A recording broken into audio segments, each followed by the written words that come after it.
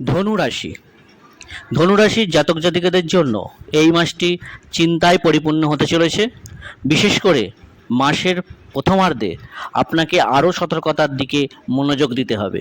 এই মাসের প্রথমার্ধটি আপনার স্বাস্থ্য এবং আপনার আর্থিক অবস্থার জন্য খুব অনুকূল না হওয়ার সম্ভাবনা রয়েছে। যে কোনো ধরনের নতুন বিনিয়োগ থেকে দূরে থাকুন, অন্যথায় ক্ষতির মুখে পড়তে হতে পারে। অপ্রয়োজনীয় ভ্রমণও দুশ্চিন্তার কারণ হতে পারে। মাসের শেষার্ধে বৈবাহিক জীবনের জন্য সময় অনুকূল থাকবে, তবে প্রথমার্ধে তর্ক ও সংঘর্ষ হতে পারে। প্রেমের সম্পর্কে তীব্রতা থাকবে।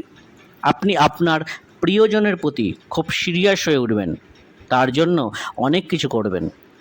পারিবারিক জীবনে উত্থান পতন থাকবে।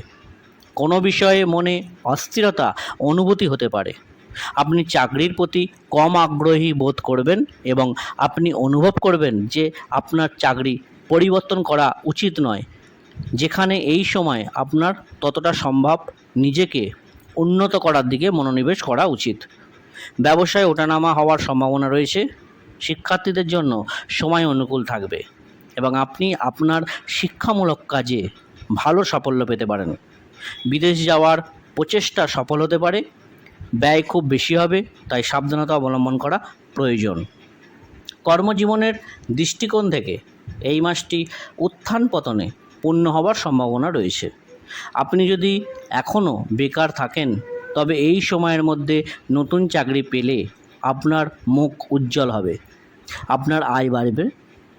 ব্যবসায়িকদের মাসের শেষ ভাগ পর্যন্ত অপেক্ষা করতে হবে। শিক্ষার্থীদের কথা বললে মাসের শুরুটা ভালো যাবে।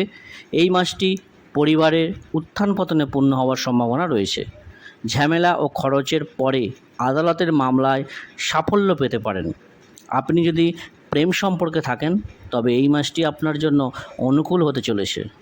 যদি আপনার আর্থিক অবস্থার দিকে তাকাই, মাসের শুরুটা খুব দুর্বল হতে পারে, তাই আপনাকে মাসের শুরু থেকেই অর্থ সঞ্চয়ের দিকে মনোযোগ দিতে হবে। এই মাসে স্বাস্থ্যের দিক থেকে কিছুটা দুর্বল হওয়ার সম্ভাবনা রয়েছে। আপনি যদি আপনার চোখে চশমা পরেন, তবে সেগুলি সঠিকভাবে ব্যবহার করুন, কারণ এই সময়ের মধ্যে তাদের পাওয়ার বাড়তে পারে। আপনি যদি সর্ববিদ্যা চ্যানেলটিকে সাবস্ক্রাইব না করে থাকেন, তবে অবশ্যই সাবস্ক্রাইব করে দেবেন এবং ভিডিওটি কেমন লাগলো জানাতে অবশ্যই লাইক, কমেন্ট ও শেয়ার করতে ভুলবেন না। ধন্যবাদ।